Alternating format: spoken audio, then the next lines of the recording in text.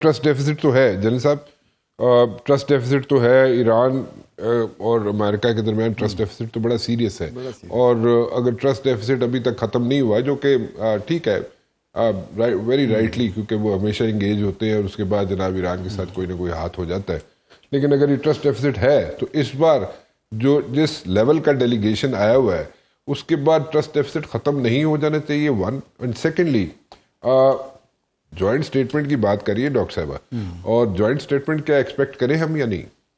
دیکھیں ٹرسٹ، جہاں تک ٹرسٹ ڈیفیسٹ کا تعلق ہے تو 4 دہائیوں سے زیادہ کا بیگیج ہے جی، اب 47-48 سال کا جو بیگیج ہے وہ ایک بیٹھک میں یا 1-2 دن میں تو حل نہیں ہوگا، ٹھیک ہے، بٹ چیزیں پازیٹیوٹی کی طرف چل رہی ہیں اور ہمیں امید کرنی چاہیے اس کے اچھے نتائج نکلیں گے۔ اچھا، اب دیکھیں 2025 میں تھوڑا سا چیزیں کو آپ سے شیئر کرنا چاہوں گا کہ 2000 ہم نے 25 میں مار کا حق جیتا، جی، اپنے سے 6 گنا بڑے دشمن کو تاریخی شکست دی، اور آج بھی وہ پاکستان سینٹرک ہے، جی، جو یہاں اچھی بات ہو رہی ہے اور ادھر جو ہے وہ ایک قسم کی جو ہے اداسی کی کہہ لیں یا مر کی کیفیت ہے۔ کتنے ادھر؟ انڈیا۔ اچھا، انڈیا کا نام نہیں لے رہے سنا، میں ذرا تھوڑے ہم انڈیا کے مار کا حق انڈیا کے خلاف ہی ہوا تھا۔ نہیں، میں تھوڑے جہا تاڑے لائٹر سائڈ تے بھی جانا ہوتا ہے نا، تسی پھر ایک دم بہت سیریس لے جاندے ہو۔ تو اب دیکھیں کہ وہاں پہ وہ پاکستان میں جو اچھی، پوری دنیا پاکستان کی تعریف کر رہی ہے، پورے دنیا کا میڈیا اسلام آباد فوکسڈ ہے، اسلام آباد ٹاکس، یورپی یونین کے لیڈر لے لیں، یو کے کا لے لیں، Australia, Japan, New Zealand, Australia, کسی کا نام، قطر، گلف کنٹری، سب اپریشیٹ کر رہے ہیں اور ٹیلی فون کر رہے ہیں، پرائم منسٹر سے بات کر رہے ہیں۔ بٹ ہمارے جو جیسے فیلڈ مارشل صاحب کا آپ نے ذکر کیا نا، تو جو مین تو تھا بہائنڈ دی گن جو اپیئر ہوئے سامنے مار کا، وہ فیلڈ مارشل صاحب تھے، بالکل، اس میں اور اس میں بھی فیلڈ مارشل صاحب جے ڈی وائن سے بات کرتے رہے، عباس اراغچی سے بات کرتے رہے، تو اوور آل پرائم منسٹر بھی انگیج رہے اپنے لیول پہ، ہمارے فارن منسٹر بھی انگیج رہے، تو اللہ تعالیٰ نے پاکستان کو ہسٹورک یہ عزت دی ہے، اور یہ پاکستان کا ٹیک آف پوائنٹ ہے، یہ ہمیں سیلیبریٹ کرنا چاہیے، اور یہ اللہ کی مدد کے بغیر حاصل نہیں ہو سکتا۔ بالکل ٹھیک ہے، انسان تو ایفرٹ کر سکتا ہے، بٹ اتنی بڑی کامیابی آپ دیکھیں جو الجبیل پہ اٹیک کر دیا تھا، ہم اس کو بالکل فنگر کراس کر کے بیٹھے ہوئے تھے، کیا ہوگا، ہمارا ان کے ساتھ اسٹریٹجک میوچل ڈیفینس ایگریمنٹ ہے، اور کہ ایک ملک پہ حملہ دوسرے ملک پہ کیا جائے گا، ہم تو بڑی ٹائٹ روپ پہ تھے، ہم نے ایران کو بھی سمجھایا کہ بھائی دیکھیں آپ باز آ جائیں، آپ کو بار بار ریکویسٹ کر رہے ہیں ان پہ اٹیک مت کریں، اور اگر آئی خاصی آپ بڑھتے ہیں تو کیا اچیو کرنا چاہتے ہیں، امریکہ کو بھی سمجھایا، اور دونوں نے پورا زور لگا لیا ہے۔ امریکہ نہ رجیم چینج کر سکا، نہ اسٹریٹ آف ہارمز کھلا سکا، خود بھی نہیں، اور نیٹو کو بھی آوازیں دیتے رہے، اور وہ آج بھی ایران کی مرضی سے ہی چل رہی ہے، اور پاکستان نے نیگوسیشن سے وہ کھلوا دی۔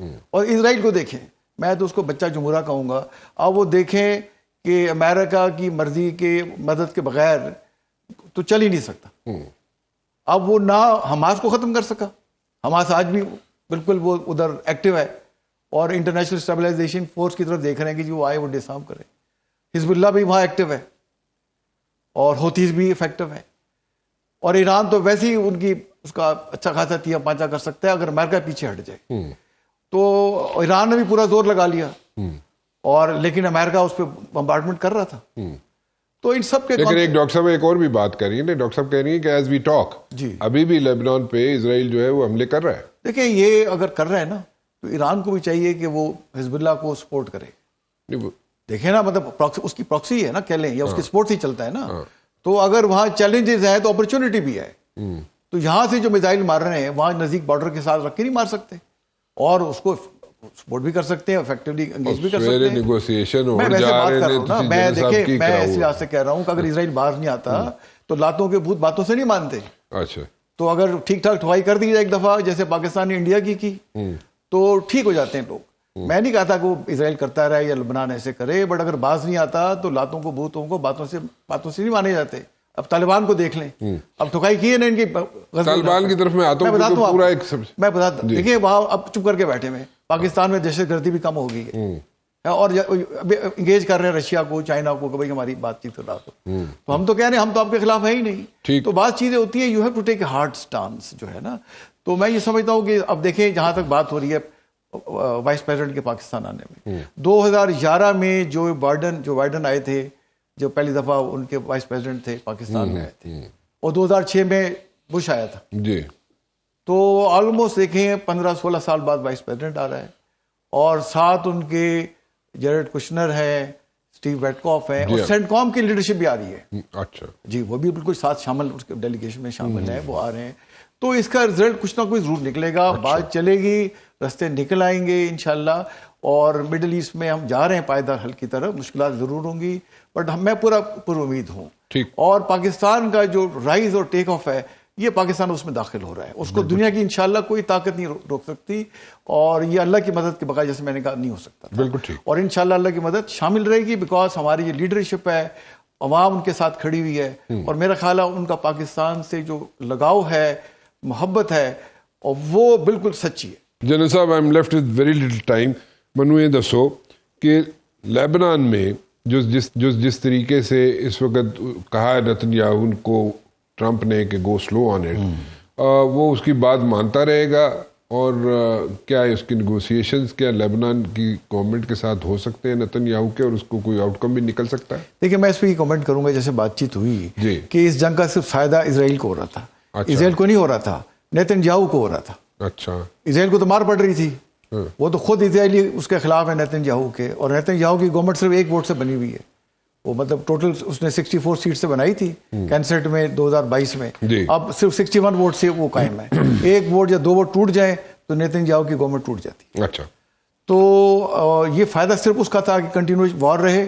میرا جو تھا جو ہے لیبنیز فورسز کو کون چلاتا؟ لیبنیز فورسز کی جہاں تک بات ہے، دیکھیں لیبنیز فورسز کا جو بجٹ ہے وہ امریکہ دیتا ہے.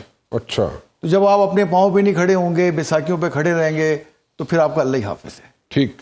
تو یہ بڑا ضروری ہوتا ہے نیشنز کے لیے کہ اپنے پاؤں پہ کھڑے ہوں، بیساکھیوں کا سہارا نہ لیں. ٹھیک. جہاں تک بات ہے امریکہ کی فیوچر میں، تو میں یہ سمجھتا ہوں کہ یونیپولر ورلڈ سے اب دنیا ملٹی پولر جائے گی. اگر امریکہ جیسے ایک ملک جو ہے سپر پاور ایران کو اگر اپنے ٹرمز نہیں ڈکٹیٹ کر سکا، تو باقی کسی ریجن میں کیا کر سکتا. ٹھیک ہے. میں سعید صاحب سے ایک ویری کوئکلی ایک سوال پوچھوں. سعید صاحب، یہاں پہ ہمارے جتنے پورٹس ہیں ان کو انہینس کرنے کے لیے ایفرٹس شروع ہو گئی ہیں. وہ کیا ایفرٹس ہیں؟ جی، اس میں ایک تو ایک 100 سالہ پلان بنایا گیا ہے، جی، جس کے اندر ابھی ویژولائز کیا گیا ہے کہ ہماری پورٹس کو انہینس کرنا ہے. تو 4 بڑی ڈیپ سی پورٹس کے اوپر کام ڈیزائننگ فیز میں آ گیا، اور اس کے لیے جگہ کا انتخاب کیا جا رہا ہے. اس کے علاوہ جو ایگزسٹنگ پورٹس ہیں، اس کے اندر 2-3 بڑے میجر کام سٹارٹ ہوئے. ایک تو یہ ہے کہ اس کی کیپیسٹی کو بڑھائیں. ٹھیک. دوسرا اس کے جو کام شروع ہو گیا. جی ماڈرنائزیشن، بہت بڑی بات کر رہے ہیں. ماڈرنائزیشن پہ بڑا کام شروع ہو گیا ہے، کیونکہ time is the money for the ships. ٹھیک. اگر جب شپ یہاں پہ آئے گا اور اس کو اگر یہ پورٹس، اس میں گوادر بھی شامل ہے اور کراچی کی پورٹس بھی شامل ہے. پورٹ قاسم بھی ہے، پورٹ قاسم بھی ہے، کے پی ٹی ہے. اور یہ جیسے میں نے پہلے کسی ایک پروگرام میں یہ بات کی کہ صرف دیکھیں یہ جو 25 دن میں ہم نے کارگو ڈیل کیا ہے اور جس سے ریونیو جنریشن کی ہے، وہ 1 سال کے برابر ہے اس ٹینیور میں. تو یہ چیزیں ابھی آگے پھیلائی جا رہی ہیں. اور اس میں ڈریجنگ بھی ایک بڑا ایلیمنٹ ہے. اس کے اوپر نیشنل ڈریجنگ کمپنی آ گئی 2 دن پہلے، اس نے ڈریجنگ بھی سٹارٹ کر دی. تو یہ سارے ایکیومولیٹو افیکٹ ہیں. پھر گوادر کو افریقہ سے جوڑنے کے لیے ابھی جبوتی اور ایتھوپیا کے ساتھ ایک ایگریمنٹ ہو رہا ہے. اچھا. تو China, Gwadar and Djibouti and then rest of the Africa, یہ ایک بہت بڑی اپرچونٹی ہے جس کے اوپر کل یہ بات چیت ہوئی ہے. اور یہ بھی ایک بڑے ایونیوز ہیں. میرے خیال میں تو میری time is going to come in a big way and contribute substantially towards our national economy.